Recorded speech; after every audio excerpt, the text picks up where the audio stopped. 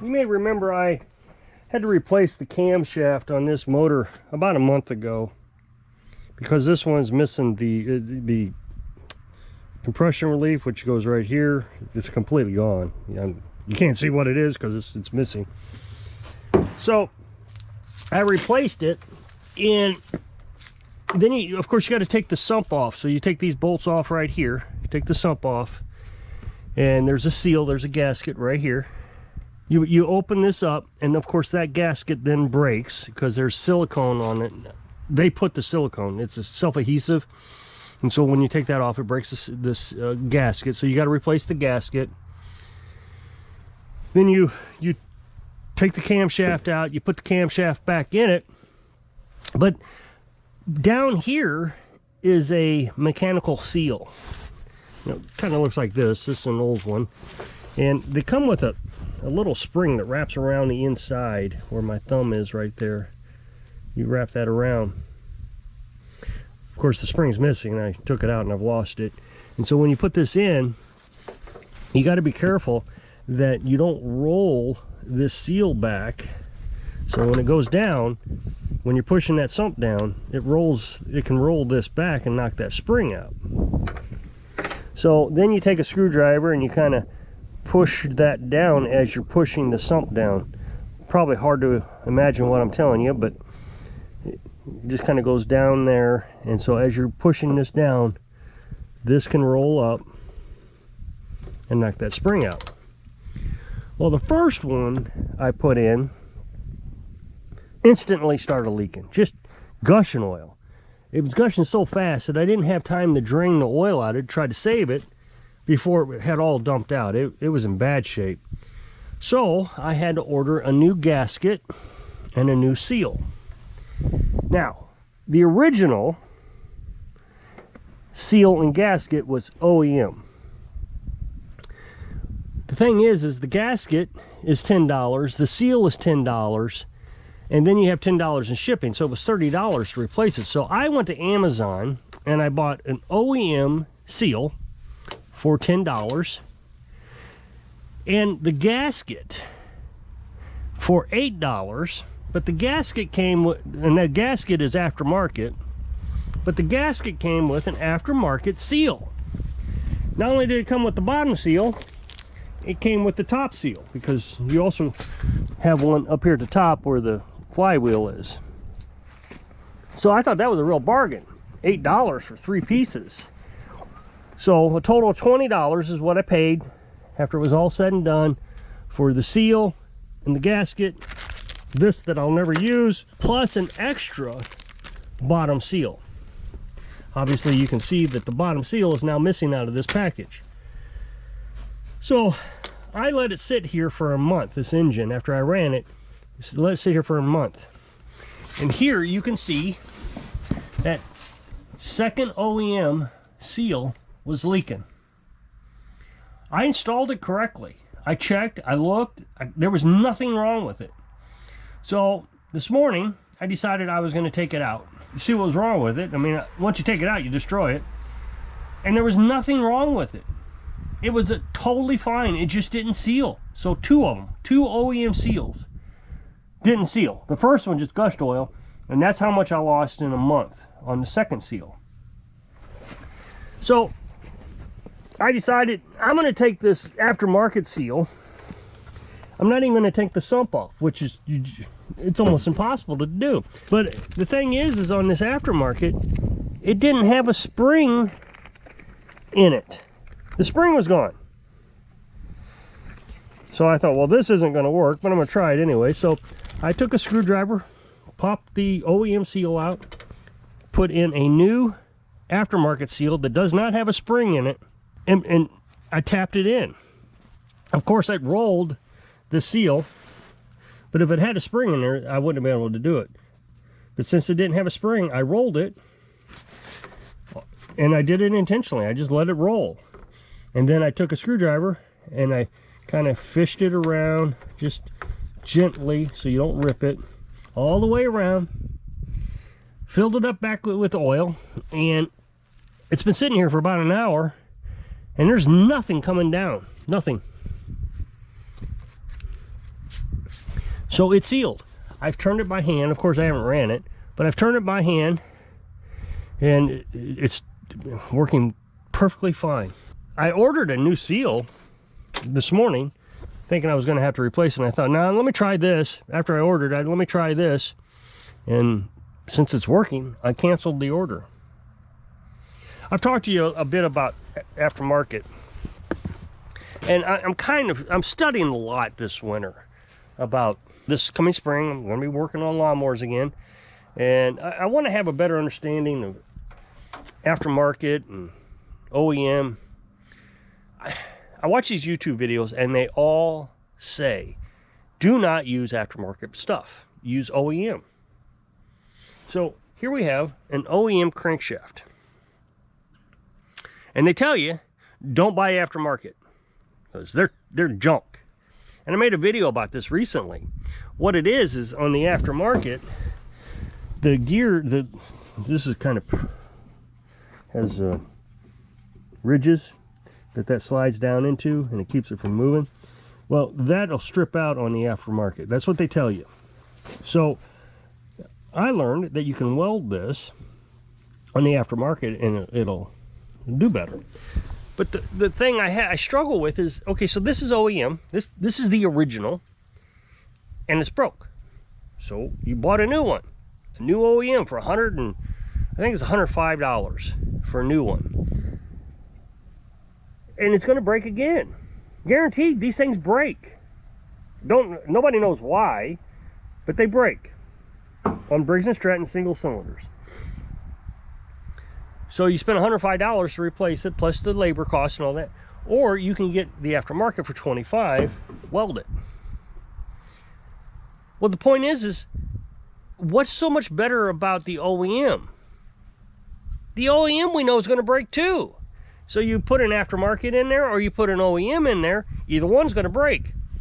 Except with the aftermarket, we know how to fix that before we put it into the machine. We weld it. We weld these lobes on, and that will keep it from stripping out. So why not just spend the 25 bucks? I'm really struggling with this OEM thing. And the carburetors, they all say don't buy OEM carburetors.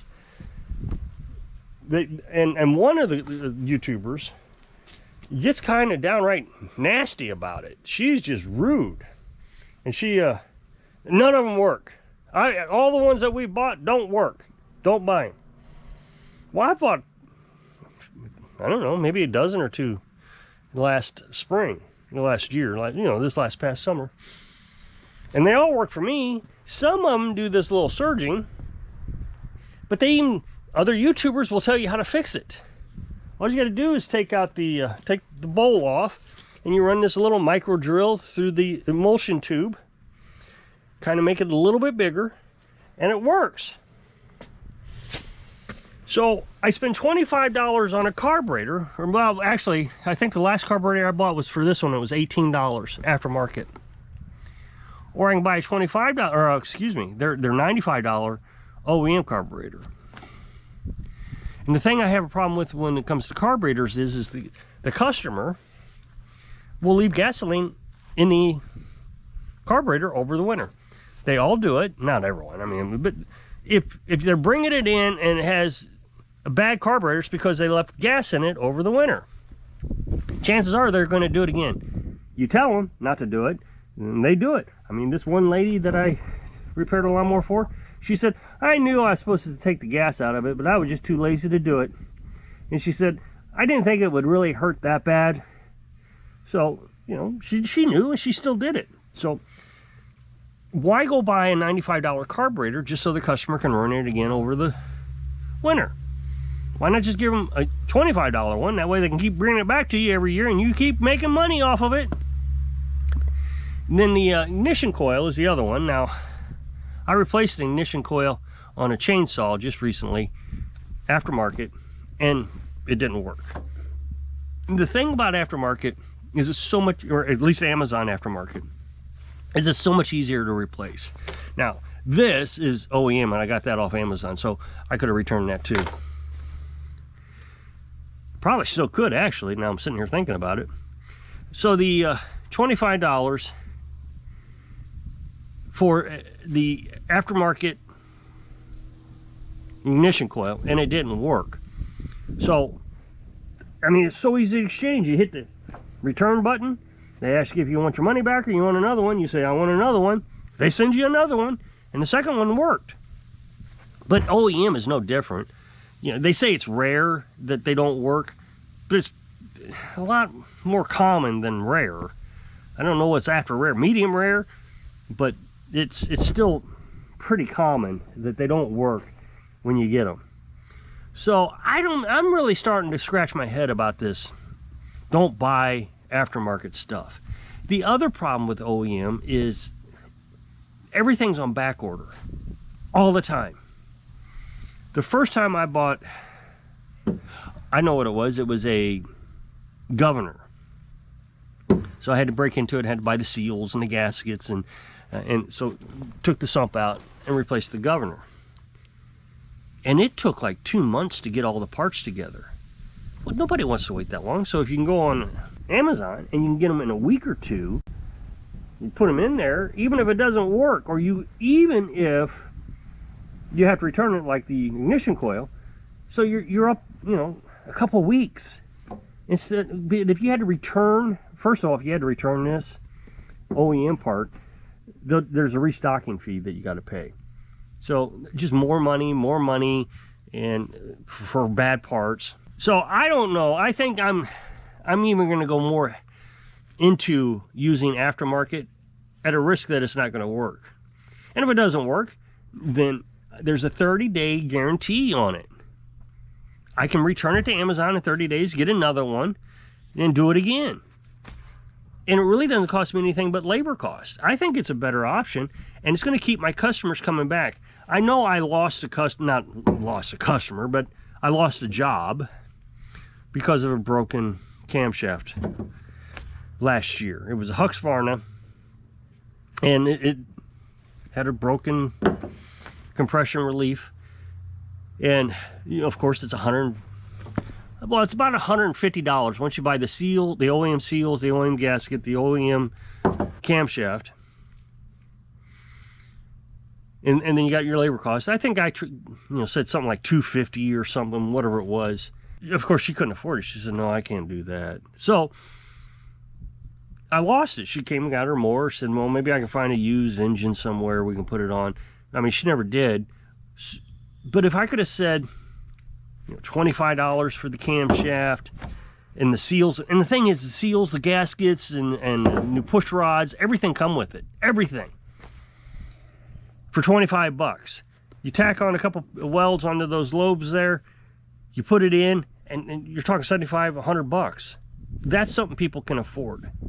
You know, I listen to these YouTubers on, and I've learned a lot from them, you know, lots of tips and tricks and different things the last few weeks that I've been watching.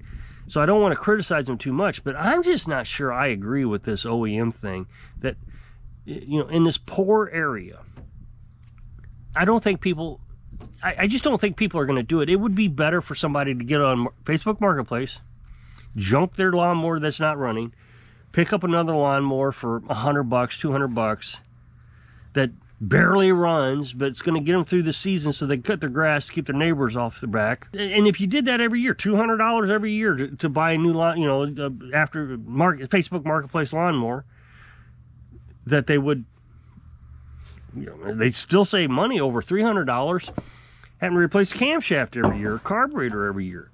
So I think that's where I'm going to focus. I